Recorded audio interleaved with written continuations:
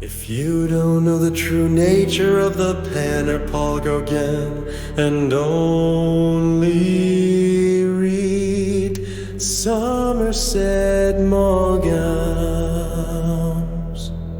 The Moon and Sixpence.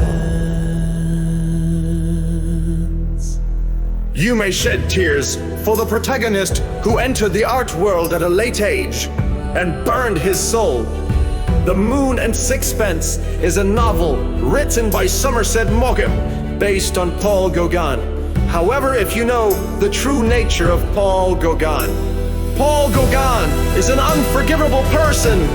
This guy is worse than Pablo Picasso.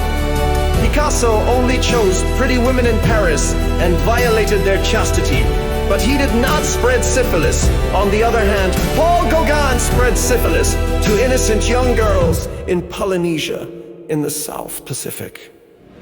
Crimes committed without knowing can sometimes be reduced, but crimes committed with knowledge cannot be forgiven.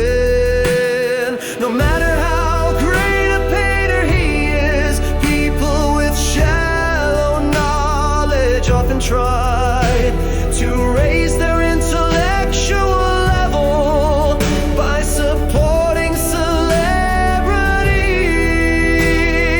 Paul Gauguin knew that he had severe syphilis, but he only harassed virgins among native girls.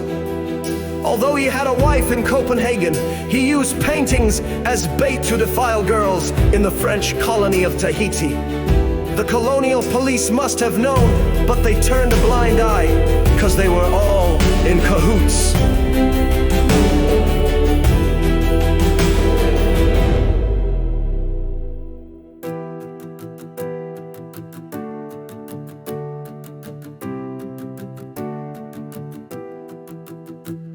The reason Van Gogh cut off his own ear was because of Paul Gauguin's harsh words.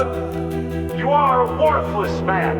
Even though Van Gogh could not get along with others, he did not spit out harsh words in front of others. But Paul Gauguin was cynical, and his sarcasm sometimes stabbed like a dagger.